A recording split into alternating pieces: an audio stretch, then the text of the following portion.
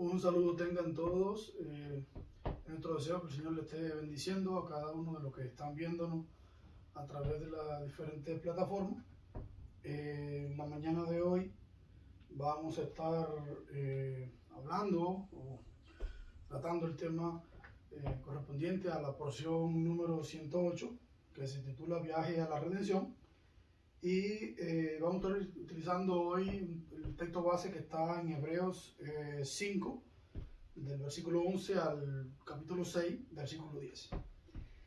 Y para empezar a hablar sobre el tema de lo que nos concierne hoy, también quisiera pasar un poquito así, porque bueno, se relaciona un poco con el tema que vamos a estar tratando hoy, con lo que se veía en la porción o una de las porciones de la semana, sobre todo la base que está en Números, y en el capítulo 33 de Números, donde trata acerca de cuando el pueblo de Israel iba a tomar posesión de la tierra prometida. Dios le dio unas instrucciones al pueblo de Israel que tenían que cumplir, o sea, en los versículos del 52 al 56, específico al 52 y el 56, para ser un poquito más específico, había algo que me llamaba bien la atención, y es referente a lo que Dios le dio, que tenía que eliminar a esos pueblos que estaban en esa región, la tierra que ellos tenían que poseer, y, o sea, le daba una especie de explicación, el por qué, o entendemos nosotros el por qué Dios le dijo que eliminara a esos pueblos, que eliminara sus costumbres, porque si no, esas costumbres se iban a mezclar con las cosas de él, y entonces, o sea, le iba a hacer algo como la piedra en el zapato, o esa espinita que te pincha todo el tiempo, y más que iba a ser como una molestia para él. En uno de los puntos de la porción, recuerdo que dice que todo lo que el pueblo de Israel toca, o sea, como que Dios bendice a eso, y podemos verlo hoy, incluso en la porción se describía, a pesar de la tierra de Israel, esa promesa que Dios le hizo de darle esa tierra para que produciera leche y miel, como aquel que dice, o sea, como mismo dice la Biblia, ¿no? Vemos cómo prospera precisamente a pesar de la inclemencia del tipo de suelo y demás. Vemos que Israel es un lugar donde se produce mucha fruta y muchas cosas.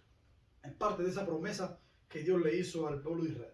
Y pensando todo, o sea, cuando analizaba todo este tema y me preparaba para lo que íbamos a estar viendo hoy, yo analizaba todo esto y, o sea, me surgía una pregunta interesante, que es cómo, o sea, basado en todo esto, decía, bueno, cómo nosotros como pueblo de Dios podemos lograr o alcanzar esa bendición, qué es lo que tenemos que hacer, o sea, cuál sería nuestro foco para lograr esa bendición, o sea, qué tenemos que hacer, cómo tenemos que caminar. Y interesantemente, en la semana, cuando estábamos estudiando en el encuentro de la semana que nosotros tenemos, tocábamos un tema muy interesante y o sea, que tiene que ver con la historia de la iglesia o la vida de la iglesia a través de los siglos. Y o sea, aprendí mucho de todo este estudio, porque uno puede darse cuenta de muchas cosas, o sea, cómo la iglesia en sí, o sea, la iglesia que conocemos hoy, el cristianismo que hoy conocemos, era, o sea, en parte muy diferente al cristianismo como lo vivía la iglesia primitiva. Y tenemos que tener en cuenta, mucha gente no lo tiene en cuenta, y es triste porque cuando te pones a analizar por todo lo que ha pasado en la iglesia, o sea, los primeros años del cristianismo, digamos, después de la destrucción del templo de Jerusalén, hasta Nicea, podemos observar que, o sea, esa metamorfosis de la que hablábamos en el encuentro de la iglesia, cómo cambiaron muchas costumbres, se quitaron, fue perdiendo eso que le hacía ser especial. Y dentro de esas cosas que se fueron perdiendo muchas costumbres, muchas tradiciones. No fue algo como que de hoy a la mañana. O sea, darse cuenta que en los primeros 300 años, hasta el concilio de Nicea, hubieron muchas cosas que cambiaron, que ya no era lo que había en la iglesia primitiva. O sea, vemos como en Nicea ya es una iglesia donde se institucionaliza la cristiandad como religión, o sea, lo legalizan, podríamos decir, es un poco diferente, se empiezan ya, o sea, habían cosas que diferenciaban entre congregaciones y imagínense, esos fueron los primeros 3 siglos, de allá a acá pasaron unos 10 y pico de siglos todavía, cuántas cosas se le fueron incorporando, y es triste ver cómo precisamente, incluso cuando la reforma, le ponía un ejemplo, dice que con la iglesia pasó como cuando uno agarra una muñeca y le quita toda la ropa, o sea, todas esas costumbres, todas esas tradiciones que Dios le había dado a la iglesia, porque bueno, de ahí es donde sale todo esto, empezaron a quitársela. O sea, una vez que deja la muñeca desnuda, pues simplemente, o sea, hay que ponerle algo, o sea, no quita algo, pone algo como para reemplazar. Y vista esa necesidad, o sea, se vio la iglesia desprovista de tradiciones, de costumbres, o sea, ¿qué vamos a hacer ahora? Y empezaron, es cuando empieza a adquirir la iglesia, o sea, otras tradiciones, y es triste cómo precisamente en los últimos años vemos cómo la iglesia ha adquirido otras tradiciones que no es la que tenía la iglesia primitiva, como podemos poner, por ejemplo, el asunto de Navidad, cuando surge, cuando comienza a celebrarse la Navidad en la cristiandad, o por ejemplo los cultos, la forma en la que se hacen los cultos, esa especie de ritual, cuando comienza a hacerse de la forma que lo hacemos. Y muchos cristianos simplemente piensan que toda una vida se hizo así, y eso es lo triste, ¿ves? Que, o sea, muchas veces nos vamos alejando de esas costumbres y de esas tradiciones que fueron dadas por Dios a la iglesia o a su pueblo hace muchos años, y para los cristianos simplemente ellos lo ven como algo normal. Incluso la incorporación, por ejemplo, de Halloween y todas estas fiestas que tienen un origen pagano, se hace como algo normal, le ven como un sentido como de evangelizar y demás. Y es triste ver cómo la iglesia cada vez se aleja más de esa esencia, o de esas costumbres que Dios le había dado a su pueblo, que precisamente Jesús confirmó o reafirmó, o podemos decir, esa enseñanza también que los apóstoles transmitieron, o los primeros apóstoles transmitieron a las primeras generaciones de cristianos, cómo eso se fue transformando y muchas de esas costumbres se fueron distorsionando, otras se eliminaron, y hasta ver precisamente hoy una iglesia desprovista de muchas de esas tradiciones, como el asunto de la fiesta que Dios dio, como mucha gente la rechaza incluso. Pero bueno, no es de eso precisamente lo que quería, este es como el enfoque, o lo que me hacía pensar a mí cuando analizaba las porciones de la semana, para ver, o sea, analizaba todo esto y se formaba algo en mi cabeza, y analizaba aquello, y cuando encontré la lectura de hoy, que es donde estaremos hablando hoy, en Hebreos, el capítulo 5, una de las porciones, se me hizo muy claro precisamente esa parte que divide esos dos grupos, donde ese remanente, digamos, de personas que sí se sienten, digamos, con la necesidad de cumplir con todas estas cosas, o de incorporar en su vida, podemos decir, el reincorporar en sus vidas todas estas costumbres que Dios había dado, esta cultura podemos llamarle, o podemos llamarla no, de hecho es la cultura cristiana, esa cultura que Dios le regaló al pueblo de Israel, que es la cultura que nosotros asumimos hoy, con todos sus mandamientos. Empezamos precisamente a estudiar, a buscar, a indagar cómo era que se hacían las cosas en ese primer siglo, y de ahí entonces podemos ver ciertas diferencias y podemos, digamos, establecer un balance y tomar nuestras propias conclusiones en ese sentido, y precisamente por eso es que podemos ver cómo esa distorsión, o esa parte donde mutó la iglesia, que dista mucho lo que se dice hoy que es el cristianismo de lo que era en aquel tiempo. Entonces, hoy vamos a estar hablando, o estaremos leyendo aquí en el capítulo 5 y 6 de la carta a los Hebreos, y vamos a estar establecer, digamos, una diferencia, o marcar una diferencia entre esos dos grupos que están dentro de la iglesia, y en dependencia del actuar de cada uno de ellos vamos a ver cuáles son los desenlaces, los diferentes desenlaces que van a tener.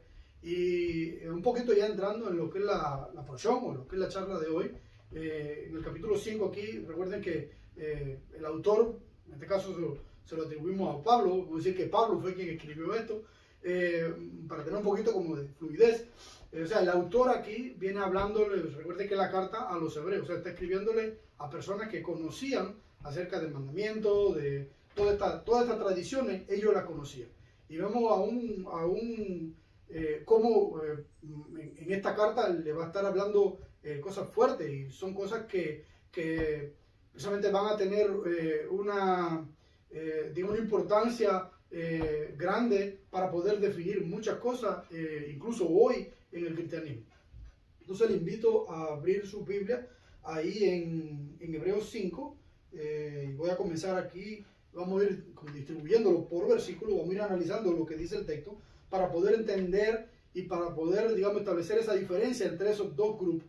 El grupo que quiere precisamente absorber, sacar de la Biblia e incorporar en su vida toda esta cultura que Dios regaló al pueblo de Israel, y aquellos que, o sea, vamos a notar también esa parte de la iglesia que rechaza todas estas cosas. Y vamos a ver cuáles son, digamos, los caminos y hacia dónde nos lleva todo esto. Y este texto está bien bonito porque aclara un poco la mente y, digamos, la forma de nosotros pensar para poder diferenciar todo esto.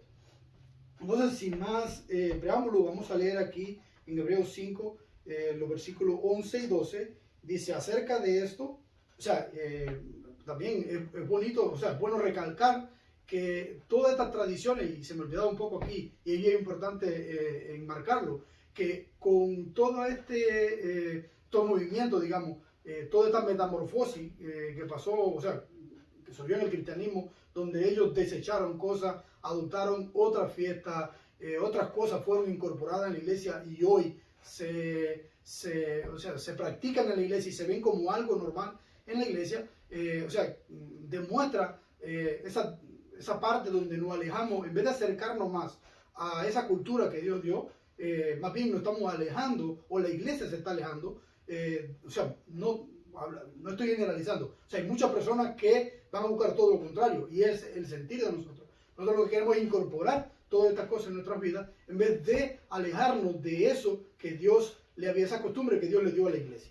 Entonces, aquí podemos ver cómo todas estas costumbres, en vez de acercarte a esa cultura que Dios le dio a la iglesia, más bien lo que hace es, o lo que llamamos ser un apóstata. Y precisamente aquí, uno de los subtítulos que tenía en la descripción del pasaje que vamos a estar leyendo era, o sea, una alerta en contra de la apostasía. Y es así como lo podemos ver. Porque bueno, cuando viene a analizar lo que una persona apóstata es que se sale de esa enseñanza, o sea, va en contra de lo que se estaba enseñando. Y es bien importante y es bueno, por eso lo quería aclarar. Porque todo va a estar tratando precisamente de ver para poder descubrir cuáles son esas cosas. Entonces vamos a leer aquí en el versículo 11 del capítulo 5 de Hebreos, dice: acerca de esto tenemos mucho que decir y difícil de explicar, porque os habéis hecho tardos para oír, porque debiendo ser ya maestros en razón de tiempo, tenéis necesidad de que alguien os enseñe otra vez los primeros rudimentos de los oráculos de Dios. La versión Reina Valera dice ahí los rudimentos de la palabra de Dios, y habéis venido a ser los que necesitan leche y no alimento sólido.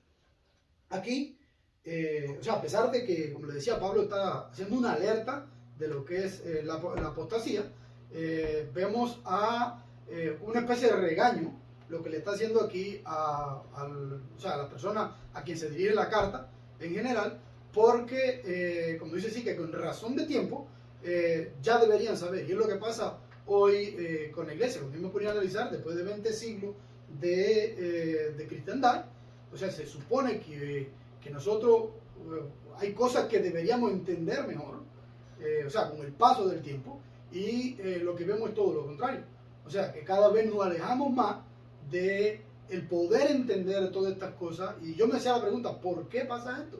O sea, ¿por qué en vez de acercarnos más, de entender mejor, o sea, que de generación en generación se fuera transmitiendo y se pudiera entender mejor todos los propósitos de las cosas que Dios ha dado, esa cultura, esas costumbres o tradiciones que Dios le dio a su pueblo, que se pudieran entender mejor hoy en día. O sea, al contrario, lo que ha pasado es que la iglesia como que ha desechado, y eso fue lo que me llamó a mí la atención y la...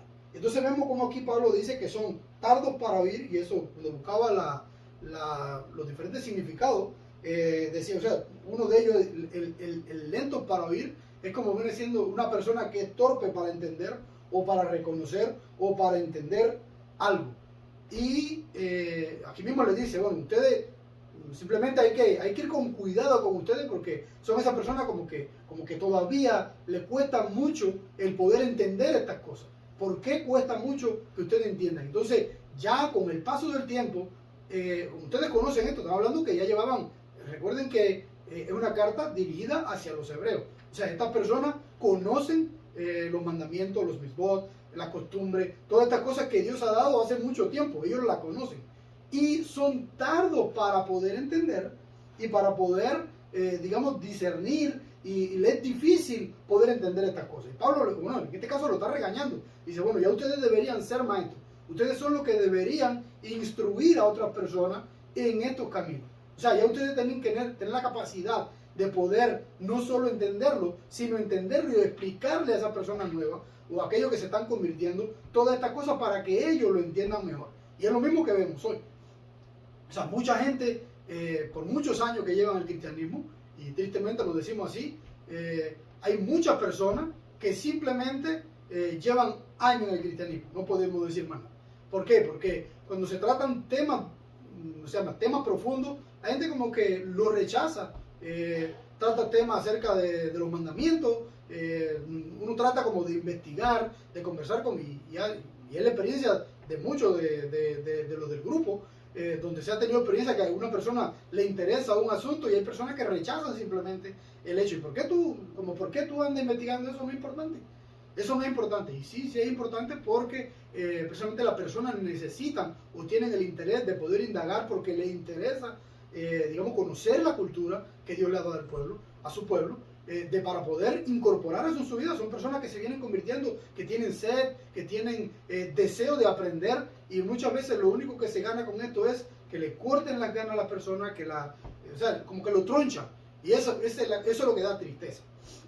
Y entonces, en este caso, como volviendo al versículo, muchas personas de estas que deberían ser maestros, que deberían conocer para poder enseñar esto, dice el mismo Pablo que ustedes necesitan esa leche.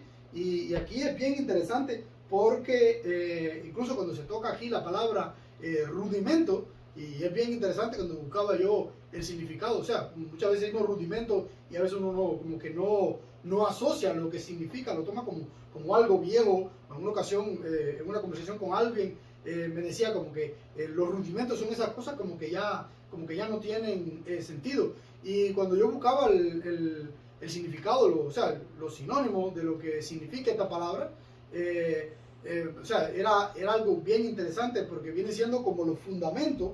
O sea, es la palabra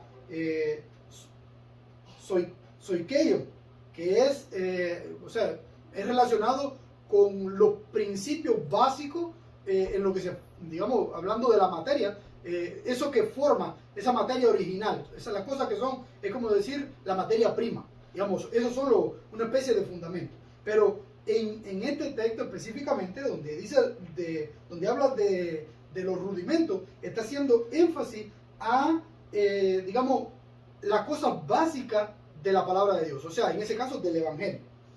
Y entonces, bueno, cuando tú ponías todo eso y dices, bueno, estas personas simplemente como que se quedaban en esa miaja, como digamos, ¿no? En las cositas que son básicas. O sea, no les gustaba profundizar, no iban a temas ya, digamos, más profundos. ¿Ves? Esos son esas personas, los inexpertos, dice, que se quedan como con esta parte que solamente como el ABC, digamos, del evangelio. Y es interesante porque cuando uno lo pone y dice, bueno, debiendo ustedes ser instructores, o sea, esas personas que enseñan, hay que enseñarle a ustedes lo que es el ABC del evangelio. O sea, los principios básicos de la palabra de Dios. Y entonces aquí, un poquito más adelante, en el versículo 1 y 2 del capítulo 6, incluso da una lista de algunas de esas cosas que son principios básicos. O sea, Pablo le está diciendo, o sea, en la carta se le está diciendo a ellos, oye, ya ustedes conocen eso, simplemente salten, vayan a un nivel, digamos, superior.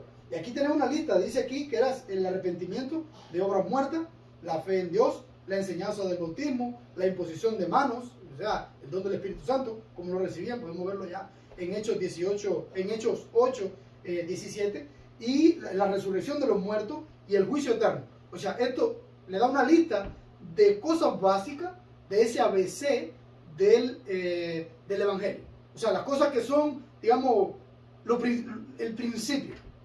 Y aquí el punto es que usted dirá, bueno, nosotros estamos bien entonces, o sea, por lo menos estamos en un buen camino. Sí, sí, pero el punto es que es el ABC. O sea, eso son para las personas que están llegando hoy al Evangelio.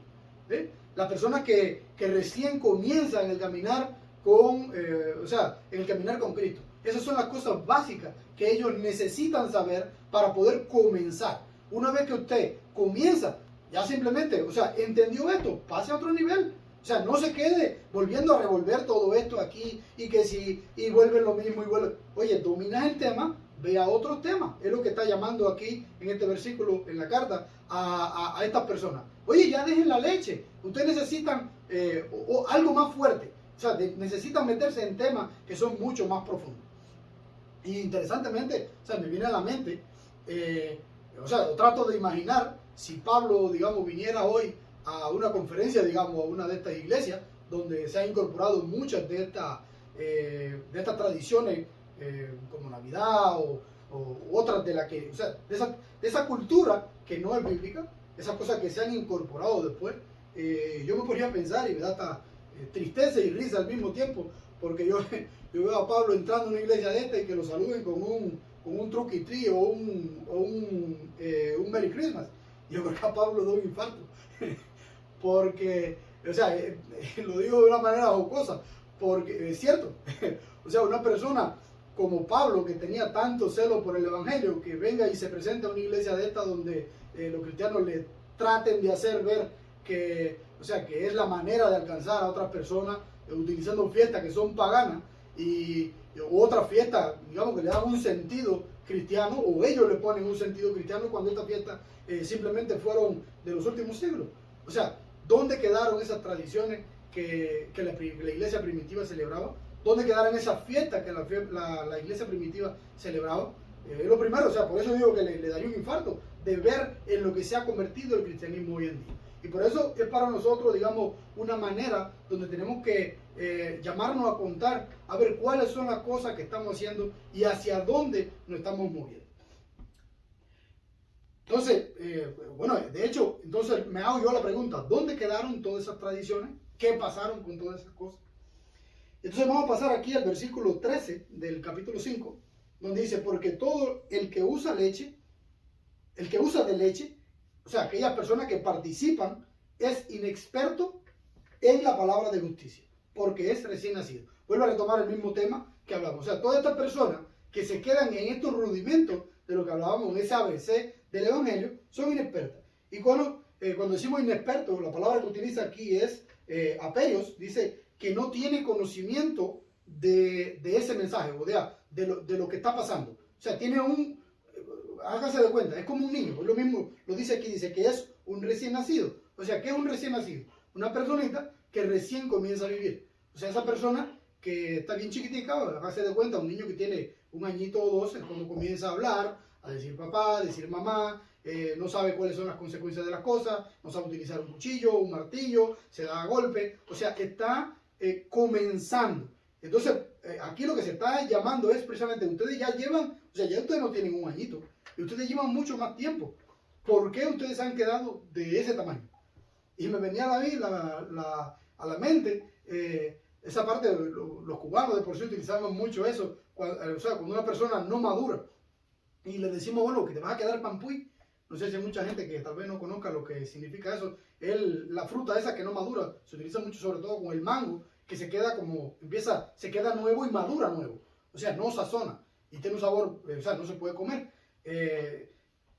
Así se estaban quedando muchas de estas personas a la cual se dirige esta carta. Y dice, bueno, ustedes son inexpertos. Ustedes lo que necesitan es leche. Todavía se necesita explicarle el ABC del Evangelio para que ustedes comiencen de nuevo cuando ya ha pasado tanto tiempo y ustedes lo que necesitan es ya estar metidos, necesitan madurar. Ustedes necesitan ya poder diferenciar entre una cosa y la otra para poder discernir qué es bueno o qué es malo. Para eso necesitan meterse en temas que son ya un poco más complejos. Dejen eso atrás. Entonces, aquí hay otra palabra interesante aquí que se utiliza en este versículo 13, que es la palabra justicia, que es o sea, la justicia como un estado, como una forma, digamos, de vida, de vivir en rectitud. O sea, a eso es que está llamando. Dice, bueno, ustedes todavía no pueden definir entre qué es una vida en rectitud o no. O sea, son niños, por eso le llaman niños, por eso le llaman recién nacidos todavía.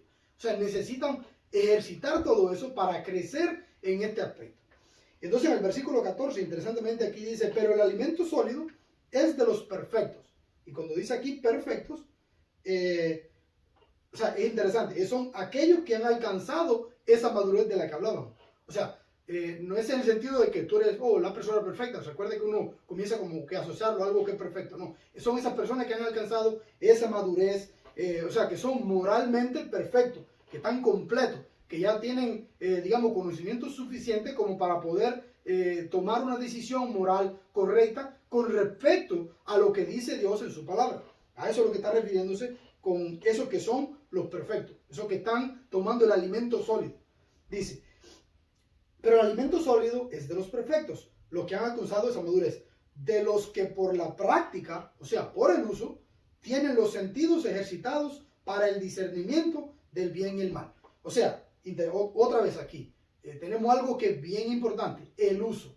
O sea, es esa costumbre, ese uso habitual, es esa práctica o esa repetición diaria, el ejercitar estos mandamientos. O sea, para poder discernir entre algo que es bueno o algo que es malo. Y es interesante porque todas estas cosas se definen ¿dónde? O sea, ¿dónde tú puedes encontrar los patrones para tú poder definir que una cosa es buena o es mala? Por eso es que hoy hay tanta gente confundida con todos estos asuntos entre ideología de género y no vamos a mencionar más cosas. Hay gente perdida, ¿por qué? Porque simplemente no tienen una base, no tienen dónde, no tienen con qué nutrirse y simplemente han tratado de eliminar todo eso y se quedan sin nada.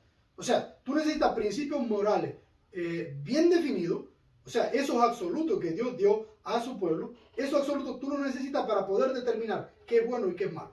Y eso simplemente se obtiene con el uso, con esa repetición, con el ejercer ese derecho de, digamos, esa manera donde tú puedes decidir. O sea, no es que hoy tomé una decisión y bueno, dentro de un mes, no, es todo el tiempo teniéndolo en cuenta. Porque eso va a marcar, digamos, en tu carácter o en tu forma de vida, la manera de tú conducirte, cómo tú diferenciar entre una cosa y la otra. Y a su vez, con el paso del tiempo, o sea, con ese ejercicio de esa repetición, de repetir, de hacer, de volver a repetir, y aquí estamos hablando de muchas cosas. Recuerden que hay un montón de mandamientos, hay unas cuantas cosas, y es entendible que precisamente por el mero hecho de que nosotros venimos de una cultura que es diferente, hay muchas cosas que no vamos a saber. Pero el punto aquí es que no nos quedemos con eso. Simplemente que, bueno, ok, una vez que tú dominas algo, pasa a otro. Incorporaste en tu vida esto, empieza con otro. Y poquito a poco, con el paso del tiempo, uno va a ir aprendiendo y va a ir incorporando en la vida, en nuestras vidas, en nuestro diario vivir, en nuestro diario andar, en la comunicación con otras personas. Incluso lo vamos a estar poniendo de manifiesto. O sea, ese es el tener, digamos, nuestra mente enfocada en los sentidos, ese sentido de poder tomar decisiones correctas con respecto a los mandamientos de Dios. Entonces, bueno, en este caso, aquí el versículo 14 lo que está diciendo es, crece, ejercita, madura, practica, repite todas esas cosas para que desarrolle esa capacidad de comprender o de distinguir, digamos, todas las cosas según su verdadera naturaleza. Porque, bueno, y aquí podemos comenzar a hablar de temas profundos. O sea, el punto aquí es que no te quedes en el mismo lugar. Ejercita todo esto para que puedas, digamos, subir de nivel. Aquí vamos a pasar entonces al versículo 6.1. Dice, por tanto, dejando los principios elementales, de los rudimentos de lo que hablábamos, dice, por tanto, dejando los principios elementales de la palabra de Cristo, avancemos a la perfección. O sea, aquí lo está una vez confirmando. no es que lo dejemos en el sentido de que nos olvidemos de ellos. Está diciendo, dejémoslos en el sentido de que, ok, lo dominas, pasa a otro. No es que te olvides de ellos, eso no es importante. Porque hay mucha gente que eso es lo que hace. No, eso no es importante. Déjalo atrás, sigue, coge otra cosa. No, una vez que tú lo dominas, sigue adelante. Sigue a la perfección, sigue a esa plenitud, a la madurez, a la integridad. En el versículo 3, y aquí es donde se pone buena la cosa, está bien interesante y uno de los versículos que son un poquito, digamos, controversiales. Dice, aquí en la carta dice, y esto haremos, si Dios lo permite, porque en efecto es imposible que los que una vez fueron iluminados y probaron el don celestial y llegaron a ser partícipes del Espíritu Santo y probaron la buena palabra de Dios y los poderes del mundo venidero y recayeron, sean otra vez renovados para arrepentimiento, crucificando otra vez para sí mismos al Hijo de Dios y exponiéndolo a la ignominia pública. Y es interesante porque este versículo se presta para muchos debates, sobre todo la persona que le gusta el asunto de que si el cristiano es salvo, que si no es salvo, que si siempre es salvo, y siempre forman un enredo o sea, utilizando precisamente este versículo. Y o sea, yo me vi envuelto en un debate, digamos, acerca de esto, y cuando estaba leyendo la porción, o sea, simplemente hay que seguir leyendo. En el versículo 7 da una explicación, el versículo 7 y 8 da una explicación que uno se queda así, y está claro, está bien claro, y lo explica un poquito más adelante a qué está haciendo referencia a esto. Aquí empieza, ¿no? Que si este se cayó de la gracia, que si no sé qué, que si el Espíritu Santo lo sella.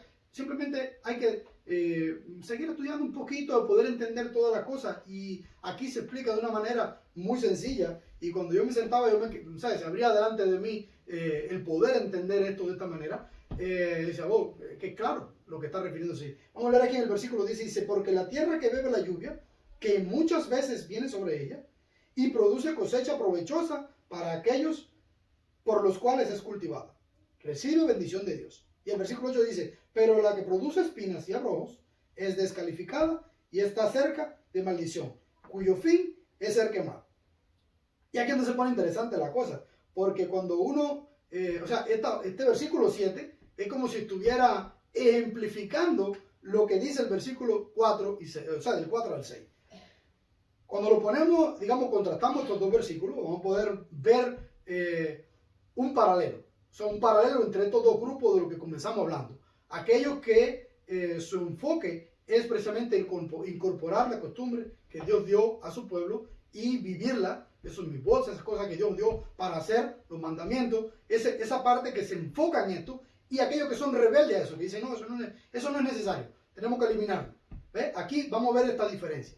Entonces aquí, cuando ponía estos dos versículos, digamos, lo ponía en una especie de tabla y empezaba a comparar, a ver la relación que había entre ellos, ese paralelo que existía, vemos cómo en el versículo 7, cuando habla de la tierra, ¿quiénes son? O sea, ¿quién es la tierra? ¿A quién está refiriéndose en esa tierra? Dice aquí que la tierra que bebe la lluvia y que muchas vienen sobre ella, produce cosecha provechosa para aquellos por los cuales es cultivado y recibe bendición.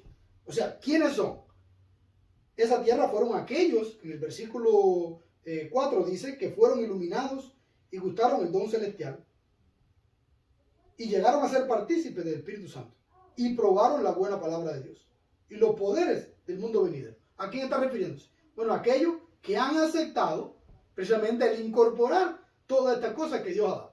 ¿Ven? Esas personas que tratan de en su vida incorporar todo esto, son esa tierra que produce para bien.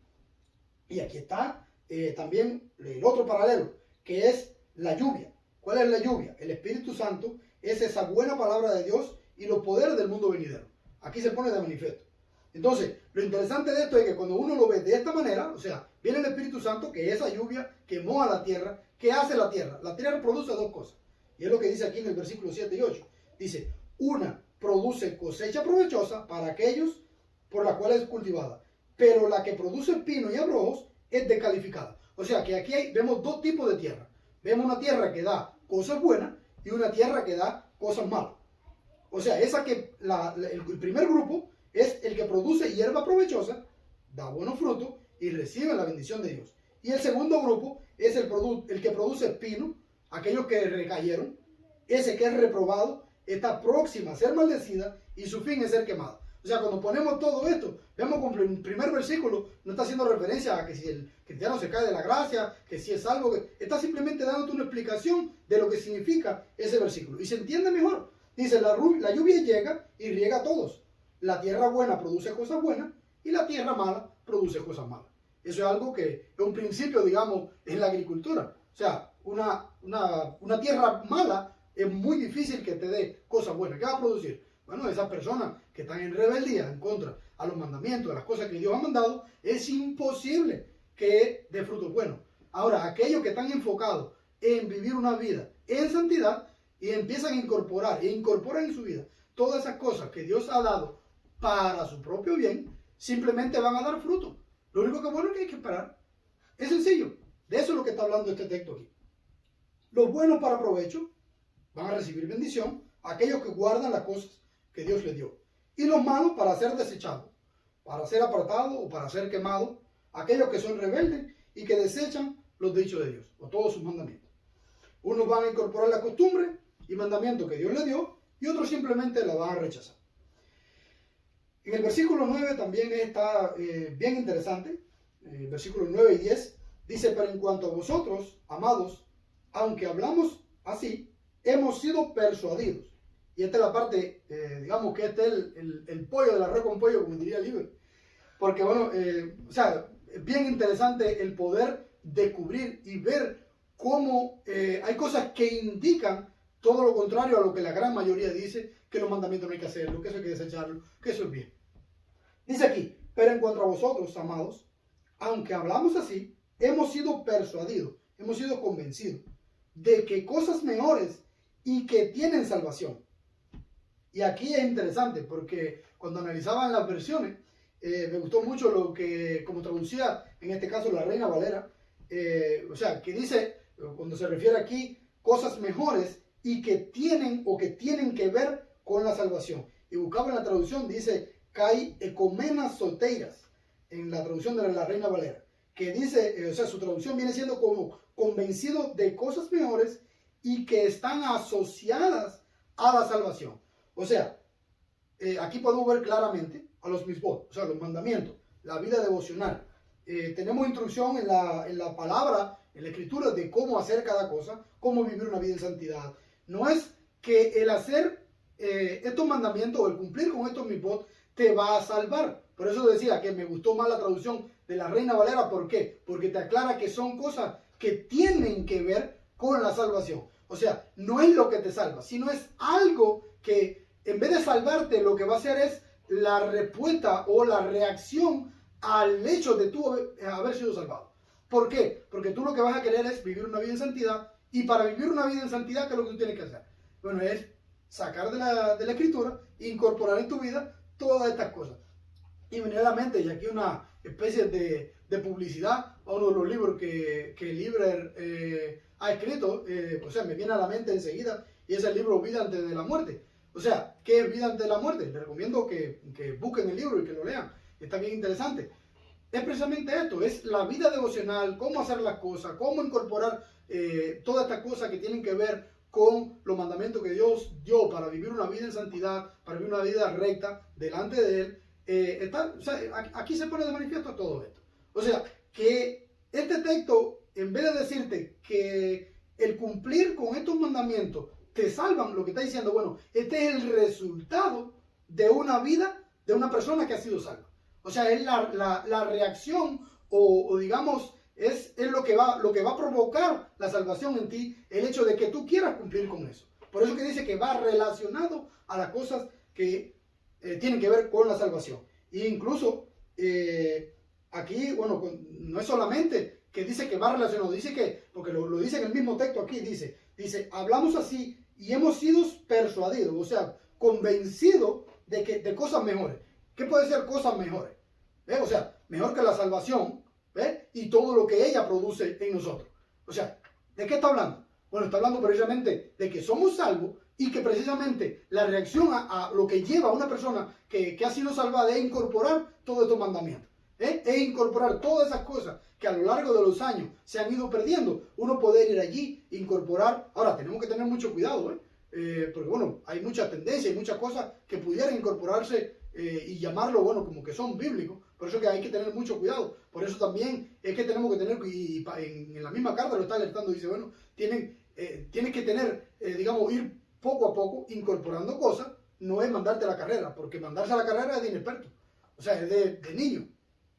Podemos verlo cuando un niño se para y está comenzando a caminar, está simplemente gateando y él descubrió que el caminar puede llegar rápido a otros lugares. Simplemente él todavía no entiende los peligros que representa para él o para su integridad física el poder caminar, el tropezar, el caerse, el darse un golpe en la cabeza o caerse hacia atrás, perder el equilibrio. O sea, es lo que pasa con esa novatada, digamos, que en el cristianismo pudiéramos decir, comparándolo con las cosas de un niño, que él trata de llegar más rápido, de correr, y se cae y se da golpe. Es producto de esto mismo. Simplemente tenemos que ir paso a paso, poco a poco, sintiéndonos, digamos, cómodos con las cosas que vamos aprendiendo, porque esto no es una carrera de quién llega primero, es una carrera de ir incorporando cosas que no nos van a perjudicar a nosotros en nuestra vida diaria, en nuestra vida devocional. Simplemente tenemos que estar convencidos de esas cosas, y bueno, para eso precisamente está el trabajo del Espíritu Santo, que será quien nos va a nosotros a convencer de todas estas cosas, y el discipulado, las personas que ya tienen un poco más de experiencia en este sentido, que te van a ayudar en este caminar. Y pasamos entonces al versículo 10, que es interesante también, porque reafirma precisamente eso que decíamos de esas cosas para hacer. Dice aquí el versículo 10, porque Dios no es injusto para olvidar vuestra obra y el amor que mostrasteis hacia su nombre, habiendo servido y sirviendo a los santos. Y aquí interesante, me pareció interesante esta parte donde habla sobre vuestra obra. O sea, ¿de qué obra está hablando aquí? Porque no es algo que simplemente algo que hiciste, no. Está hablando de vuestra obra en sentido general. O sea, cuando decimos, es como decir ese trabajo, toda aquellas cosas, el enfoque es ese trabajo, pero haciendo lo correcto. Es lo que la palabra que se está traduciendo así. Cosas para hacer, o un conjunto de obras donde encontramos todas estas cosas para hacer. ¿Dónde encontramos esto? Esas cosas que son, digamos, hacer lo correcto a la luz de qué. O sea, estamos hablando de los mandamientos. O sea, hay un montón de cosas para hacer. Es esa obra, y por eso es que dice que Dios no es injusto para olvidar vuestra obra, no es cualquier obra. Y incluso cuando establecía la diferencia, porque aquí habla de obra y habla de trabajo también en el versículo, en otra de las versiones, incluso las palabras son diferentes, refiriéndose al mismo trabajo que hacían. Este tipo de obra es enfocándose en aquellas cosas que se hacen correctamente. Es una especie de trabajo, pero no es como ir a trabajar, a carpintear o a trabajar la jardinería. Es otro trabajo, ese trabajo espiritual. ¿Ves? Esa obra que tú estás haciendo. Está refiriéndose a eso mismo también. ¿Por qué? Porque la obra de amor que hicieron son todas esas otras cosas. Pudieran ser en la manera en que ayudan a la iglesia, en la manera que han ayudado a otros siervos de Dios. ¿Ve? De esa manera que aquí sí se ve esa forma física de trabajar, de ayudar, de ir hombro con hombro. ¿Ve? Aquí está refiriéndose a esa justicia, o sea, la manera en que Dios es justo, pudiendo recompensar esa obra que tú has hecho. ¿Ves? Por eso podemos decir que todas estas cosas que tienen que ver, todas estas costumbres, tradiciones, los mandamientos que Dios dio, es simplemente parte de un paquete que se complementa para que nosotros nos vaya bien en la vida y podamos tener una vida devocional y servir a Dios de una manera, digamos, correcta. Que no, en vez de alejarnos, lo que hace es acercarnos a nosotros y refleja o sea, de nosotros, de parte de nosotros, esa parte donde nosotros queremos agradarle a Dios. E interesantemente, también aquí, que se relaciona mucho con esto que estamos hablando aquí, es lo que vemos en la liturgia todos los días al principio, cuando leemos ahí en Deuteronomio 13 al 17, dice, bueno, si escuchas cuidadosamente mis mandamientos, que yo te ordeno hoy, y así sigue. O sea, ¿para qué? Si cumple mis mandamientos, para ponerlos por obra, para que te vaya bien y para que tus días sean largos sobre la tierra, te bendeciré con abundancia y te multiplicaré grandemente. O sea, este es el sentido para lo cual Dios nos ha dado a nosotros todos estos mandamientos. Que sencillamente, con el paso de los tiempos, mucha gente, recordemos, están los rebeldes y aquellos que quieren incorporar. Aquellos rebeldes son los que están siempre a la tarea. No, eso no sirve. eso apártalo, deséchalo, eso no es necesario. La palabra de Dios es clara, yo lo que necesito es salvarme, listo. No, sí, usted necesita salvarse, pero después que te salva necesita hacer otras cosas. Necesita incorporar en tu vida para tener una vida en santidad, porque si no, no tiene sentido de que se haya convertido y a los 3 días vuelva a estar en los mismos errores que estaba cometiendo. ¿Por qué? Porque necesita hacer un switch y empezar a cambiar costumbres en su vida y empezar a incorporar costumbres en su vida que son las costumbres correctas, que son esa cultura que Dios le dio a su pueblo. Eso es lo que nosotros debemos incorporar y eso se hace poco a poco. Entonces, a manera de conclusión, le quiero regalar el versículo 11 del capítulo 6 y quisiera leerlo aquí. Dice: pero deseamos que cada uno de vosotros, y yo me incluyo en ese paquete, muestre la misma diligencia hasta el fin, para la plena seguridad de la esperanza, que no seáis perezosos, y me incluyo también, sino imitadores de los que mediante la fe y la longanimidad heredan la promesa.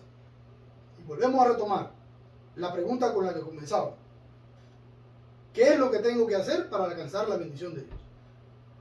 Espero que el Señor, a través de esta charla que hemos tenido hoy, le muestre en cada uno de nosotros cuáles son las áreas en las que nosotros debemos trabajar y cuáles son las cosas que debemos incorporar en nuestra vida para poder alcanzar la bendición de Dios. Y como dice en el Salmo 112, bienaventurado el hombre que teme a Adonai y en sus mandamientos se deleita en gran manera.